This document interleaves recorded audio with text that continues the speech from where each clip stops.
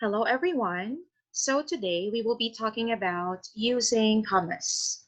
So we all know that the comma is a punctuation mark that we see inside or within a sentence. It has a lot of different uses, and we will break down each use in this lesson. But first, we'll try and define what a comma is. Okay, so what is a comma?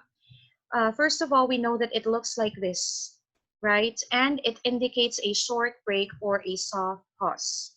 When we write our sentences or when we compose paragraphs, we use a comma, okay? Not only to have short break and soft pauses, but also for us to separate ideas or items in a list, and also to emphasize certain thoughts, okay, in our compositions. So how important is a comma? So let's have a look at this paragraph without a single comma in it. Okay, we'll read it all together and let's see how it sounds. This is a story about a rare hawksbill turtle whose address is Hanama Bay Nature Preserve, Hawaii, and who was seen with a hook caught on its left flipper. So everyone assumed that the turtle would die, but it was a surprise when the scuba diver spotted it swimming farther out in the bay. So I don't know about you, but then I got very exhausted reading this without a single comma in sight, without me pausing from start to finish, and without me taking a break to even catch my breath, you know? So let's try and improve this paragraph by adding commas in strategic places of the paragraph, okay? So now, this is the same paragraph, same idea, same content, but then if you would notice, there are commas in between. Let's read it all together. This is a story about a rare hawksbill turtle whose address is Hanama Bay Nature Preserve, Hawaii. It was seen with a hook caught on its left flipper, so everyone assumed that the turtle would die, but it was a surprise when a scuba diver spotted it swimming farther out in the bay. So now it sounds better. Okay, I didn't get as tired reading it compared to how I read the previous one. And also, if you would notice, okay, the commas helped in emphasizing certain ideas. It's like we were given a pause or a break to process specific ideas in the paragraph. Okay, not to mention it makes the entire paragraph grammatical. Okay, so now we'll go to the different uses of commas. So the first use that we have in here is commas with direct names and speeches. Okay, so when we write, we have to use a comma to set off the name of a person, the person we are directly addressing, from the rest of the sentence. Like in this example, Yolanda, can you tell me about the giant tortoise? Okay, so the name of the person you're directly addressing is Yolanda. Use a comma to separate it from the rest of your sentence. Now compare that with Yolanda, can you tell me about the giant tortoise? Right? So apart from there was no pause, it's like there was no emphasis on who the person is that you are directly addressing. So a comma helps you emphasize the name of the person you are directly addressing. Yolanda, can you tell me about the giant tortoise? Okay, so that's one use of the punctuation mark comma. Okay, now we go to the second use. We have what we call introductory words. Okay, so these introductory words are well, yes, and no. Okay, like in this examples, or in this example, well, the giant tortoise eats both plants and animals. So our introductory or beginning word in here, which presents the rest of the idea in the sentence, would be well. And we used a comma to set it off from the rest of the sentence. Okay? Now, another use of the word comma is here. I wonder, Mr. Scorzo, if a tortoise is the same as a turtle.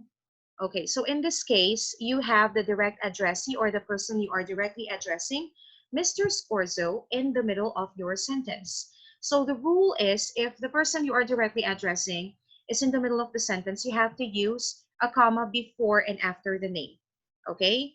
Because it's like, a parenthetical item. It's an insert. Okay? So you inserted the name of the person in between the sentence. In that case, you have to use double commas. So remember that. I wonder, Mr. Scorzo, if a tortoise is the same as a turtle. Okay, let's go interdisciplinary on this. So do you remember what the difference is between the tortoise and the turtle in your science lessons? So I hope you do, huh? A tortoise usually spends its life mostly on land, okay, while a turtle spends its time mostly underwater. Okay, so that's only a trivia, so that we don't get too excited and too ahead of ourselves, okay, in our grammar lesson. Now, if you have your pen and paper with you, you can try and write some more examples on how to use commas with direct names and speeches. Okay? Now, another use of comma is in a compound sentence. So what is a compound sentence again, if you remember? So a compound sentence, yes, joins two complete ideas using a coordinating conjunction. So if you would remember, the coordinating conjunctions that we've learned before can be summarized in the acronym FANBOYS, okay? For, and, nor, but, or, yet, and so. And inside a compound sentence, you have two separate ideas. You just place them together in one big or long sentence.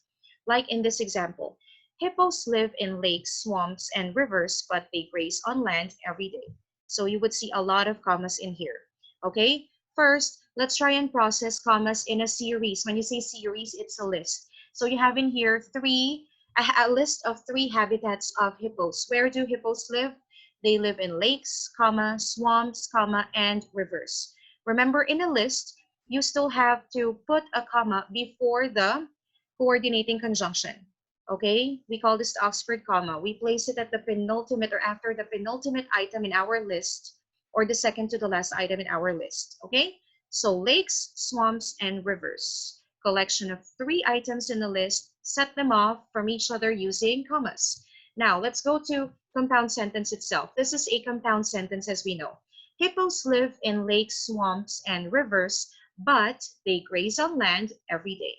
So the first independent clause or first independent idea that you have in here is hippos live in lakes, swamps, and rivers. Okay? So how do you separate this first independent clause from the rest of the sentence, rest of the compound sentence? Put a comma first, followed by your coordinating conjunction. In this case, you have but, and then you have they graze on land every day, which is your second independent clause or your second idea. Okay, so again, if you have your pen and paper, try and compose compound sentences using other coordinating conjunctions and make sure that you separate the ideas using a comma. Okay, now that we're done with two uses of commas, we'll go to the next one. More uses. This is very basic and you know this. Today is May 6, 2020. Okay, so in this case, we separated the day in the form of a number from the year using a comma. So pen and paper at the ready. Now, I'd urge you to try and write a sentence using your birthday. Okay, let's say for me, my birthday is on October 21 for this year, 2020. October 21, comma, 2020. Okay, so use that also. Use your birthday or your mom's birthday, your dad's birthday in a sentence. Make sure that you place the comma in the proper position in your item. Okay, so as apart from writing dates, we also use commas in writing addresses. Okay, like in this example, I live in Glendale, Arizona.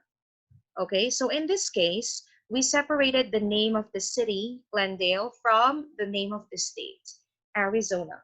So in writing your address, which you can try and do if you have your pen and paper, you have to set off your apartment building, your block building, your street name, the city, and the country using commas, okay? Like for example, Elite International School is located in Al Azizia Street, comma, Doha, comma, Qatar. Okay, try and write the sentence using your address and also using commas to set off the different parts of the address from each other. Okay, so I hope that you understood our lesson uses of commas. So again, we use commas in direct speech and names, and also we use comma in compound sentences. We use it also in writing dates and in writing addresses. Okay? So at this point, I hope and I wish you all the best. Stay safe, and I will see you soon. Goodbye, everyone.